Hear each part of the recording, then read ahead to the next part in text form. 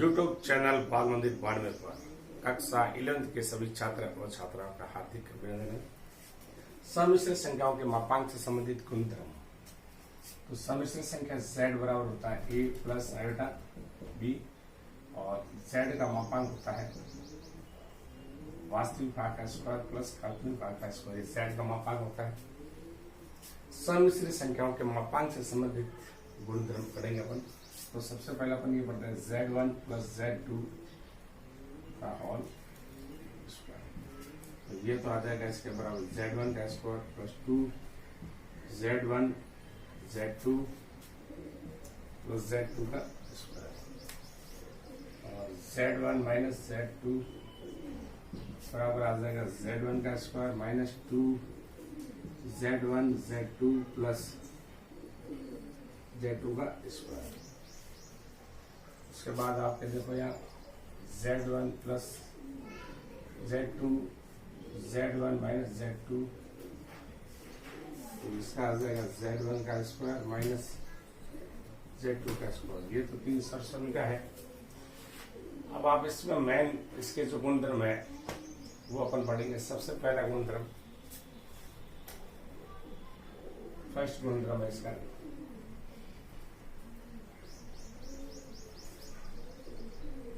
z का जो मापांक सम्मिश्र संख्या का जो मापांक है वो रियल z के मापांक से बड़ा या बराबर और रियल संख्या का मापांक हमेशा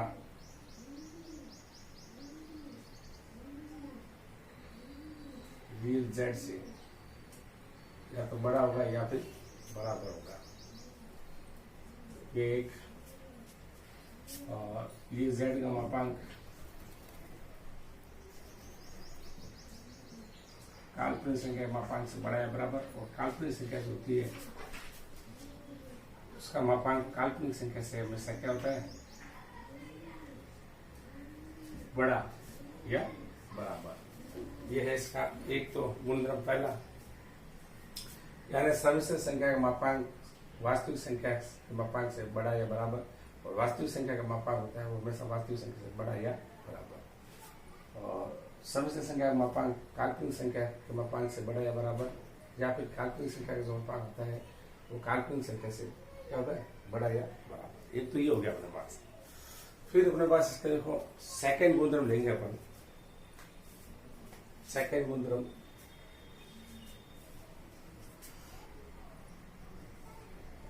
z को z बार से गुणा, z का z बार से गुणा करेंगे ना ये z के मापांक का क्या आएगा स्क्वायर आएगा। कैसे z बराबर होता है a plus iota b z bar इसका सही में a plus iota b z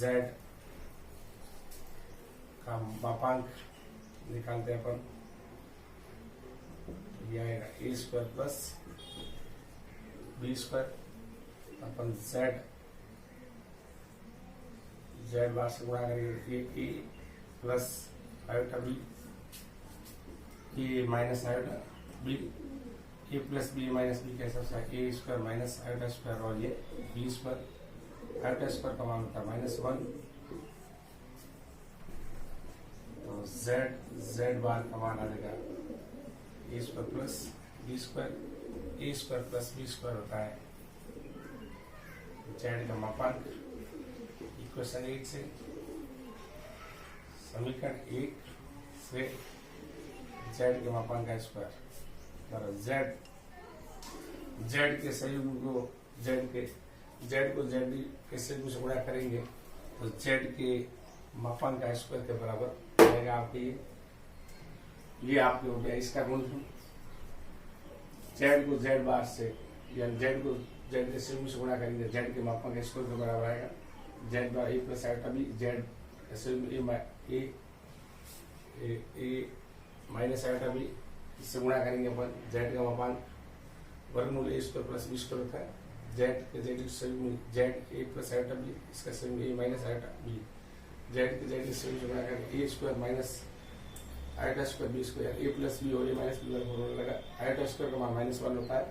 Z का समीकरण ए स्क्वायर प्लस बी स्क्वायर है। तो समीकरण 1 से ये 2 है, तो समीकरण 1 से 2 में मान रखने पर, तो इसकी जगह पर मान रख दिया। तो ये देखो आप ए स्क्वायर बी स्क्वायर, अगर इसका वर्ग करूं मैं इक्वेशन 1 का, तो यही आएगा जेड बार ए स्क्वायर बी स्क्वायर। तो इसका वर्ग है, जेड का मान ये है, तो इसका वर्ग करेंगे तो ये आ जाएगा। तो ये आपके पास आ गया इसका ये। इसका नेक्स्ट गुणनफल पढ़ते हैं अपन।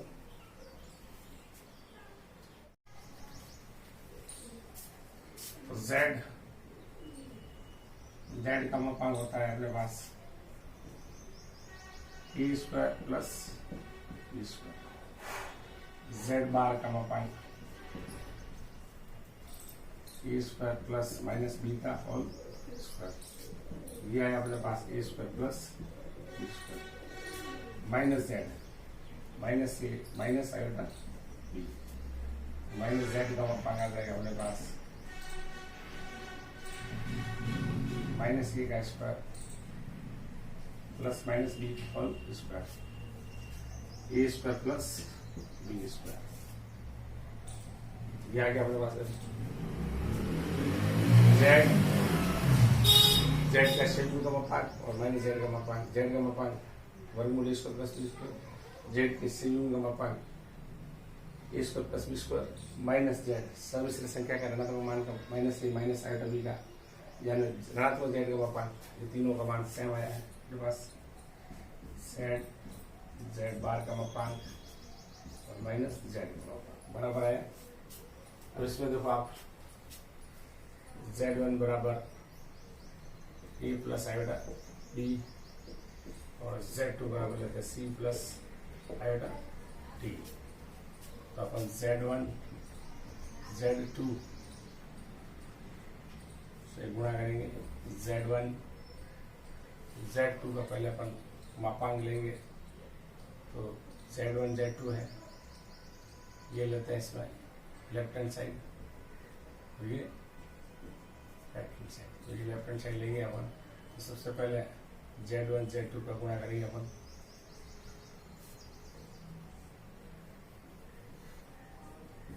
Z1 का मान ए प्लस आयोटा बी और इसका है c plus iota b, a c plus iota b C plus iota a d, iota का आयोटा से गुणा किया आयोटा स्क्वायर और b d, a C minus B d plus iota बार बी सी plus b. यह है अपने पास Z1 और Z2 का मान। Z1 Z2 का मान लिया है अपने पास। तो Z1 Z2 आ गया अपने पास। अगर इसका मापांक ले अपन,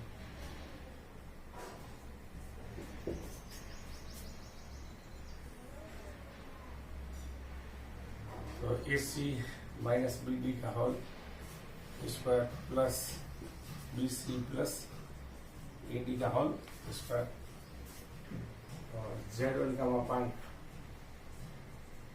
और Z2 का मापांक। तो Z1 का मापांक हो जाएगा अपने पास a square plus B square. Z2 का मापांक आ जाएगा अपने पास सी स्क्वायर प्लस वास्तविक भाग है काफी बात है वर्ग। अपन को गुणा करेंगे ये आ जाएगा ये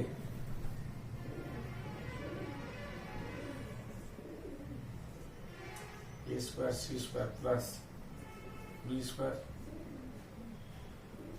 सी स्क्वायर प्लस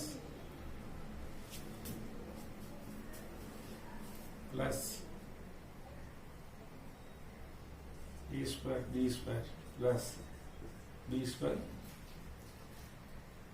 डी स्क्वायर आ जाएगा। इसको अपन खोलेंगे तो ये फिर Z1 Z2 का मापांक a square C square plus B square D square minus 2ac bd plus B square C square plus A square D square plus 2ac और b और d ये कट गया तो अपने पास सेम आ गया a square C square plus B square D square plus B square C square plus A square और d square ये इक्वेशन एक और इक्वेशन एक व दो समान है। इक्वेशन एक व दो दोनों समान है क्योंकि Z1 Z2 का मापांक Z1 का मापांक और Z2 का मापांक क्या आता है समान आता है। तो ये आपके इसका हो गया। तो देखो आप Z1 Z2 गुणा करके उसका मापांक Z1 का मापांक और Z2 का मापा लेंगे। Z1 बराबर a plus iota B, Z2 बराबर c plus iota D. Z1 Z2 लेते हैं, लेफ्ट हैंड साइड लेते हैं तो लेफ्ट हैंड साइड अपन ये ली, ये आया और ये अपना है आपके राइट हैंड साइड ले लो आप इस साइड में। तो राइट हैंड साइड Z1 का मापांक a square plus B square, Z2 का मापांक a square plus c square plus d square. तो इसको ए सी को इससे गुणा किया a square C square plus B square C square, d को इससे गुणा किया a square D square plus B square D square. Z1 Z2 पे गुणा किया अपन ने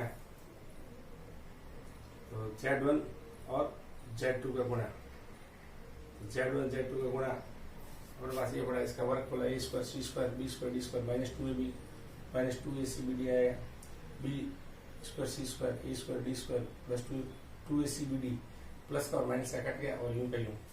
इक्वेशन एक और दो Z1 और Z1 का मापांक और Z2 का मापांक और Z1 Z2 दोनों का मापांक गुणा करेंगे सेम आएगा। तो ये आपके आ गए ये।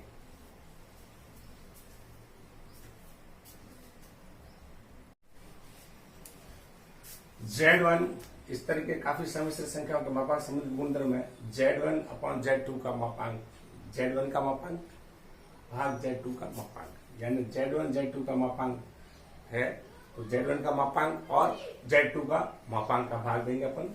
Z1 Z2 का संयुग्मी, Z1 का संयुग्मी और Z2 का संयुग्मी बराबर मान आता है। Z1 Z2 का संयुग्मी यानी Z1 Z2 का अपन गुणा करेंगे और इसका संयुग्मी लेंगे। Z1 Z2 का गुणा करेंगे और उसका संयुग्मी, Z1 का संयुग्मी और Z2 का संयुग्मी करेंगे बराबर आएगा। Z1 प्लस माइनस Z2 का संयुग्मी, Z1 का संयुग्मी प्लस माइनस Z2 का संयुग्मी बराबर इसका मान और इसका मान क्या बराबर आ जाएगा। Z1 अपॉन Z2 का संयुग्मी, Z1 में Z2 का भाग देंगे और उसका संयुग्मी निकालेंगे तो Z1 का संयुग्मी भाग Z2 का संयुग्मी बराबर आएगा। Z2 बराबर नॉट इक्वल टू 0। 2 माइनस 3 आयोटा का गुणात्मक प्रतिलोम लिखो। तो गुणात्मक प्रतिलोम अपने पास ये होता है, देखो Z बराबर a प्लस आयोटा b, इसका गुणात्मक प्रतिलोम, इसका गुणात्मक प्रतिलोम होता है 1 अपॉन Z होता है। तो Z बराबर अपने पास 2 माइनस 3 आयोटा, तो Z बार 1 अपॉन Z बराबर आ जाएगा 1 अपॉन 2 माइनस 3 आएगा। तो 1 अपॉन Z बराबर 1 अपॉन 2 माइनस 3 आयोटा। हर में आयोटा नहीं चाहिए, इसका गुणा तो प्रतिलोम है 2 प्लस 3 आयोटा का अंश और हर में गुणा करेंगे 2 माइनस प्लस 3 आयोटा से, तो ये 2 प्लस 3 आयोटा आ गया। a प्लस बी 2 का वर्ग 4 माइनस 3 का वर्ग 9 आयोटा स्क्वायर। तो अपने पास 2 प्लस 3 आयोटा और आयोटा स्क्वायर का मान होता -1 प्लस माइनस माइनस हो जाएगा 9 माइनस 1, ये अपने पास आ जाएगा 2 plus 3 iota minus minus plus 9, 2 plus minus 3 iota 4 और 9 हो गए 13, अलग अलग भाग दे दो, 2/13 प्लस 3/13 आयोटा, इसे तुलना कर लो। वास्तविक भाग आ जाएगा 2/13 और काल्पनिक भाग आ जाएगा अपने पास 3/13। 2 - 3 आयोटा का गुणात्मक प्रतिलोम देखो, z बराबर a प्लस आयोटा b, इसका गुणात्मक प्रतिलोम 1/z होता है। तो z बराबर 2 - 3 आयोटा 1/z, यानी z की जगह अपने पास 2 - 3 आयोटा 1/z है। बाहर का मैंने क्या किया, परिमेय क्या किया, 2 + 3 आयोटा को ऊपर से गुणा कर दिया, 2 + 3 आयोटा, नीचे सूत्र लग गया a² - b², 2 का वर्ग 4, 3 का वर्ग 9, आयोटा का गुणा किया आयोटा², 2 + 3 आयोटा 4 माइनस आयोटा² की जगह मान माइनस वाला का माइनस माइनस प्लस, तो ये हो गया 9, 4 और 9 हो गए 13, 2 + 3 आयोटा 13 का अलग अलग भाग है, 2/13 प्लस 3/13 आयोटा, वास्तविक भाग है 2/13 और काल्पनिक भाग है 3/13। तो ये आपके इसका गुणात्मक प्रतिलोम है। ये तो गुणात्मक प्रतिलोम है तो 1/z है इसका मान, ठीक है। ये गुणात्मक प्रतिलोम है आपके। और अगर इसका संयुग्म में पूछे आपको, z का संयुग्म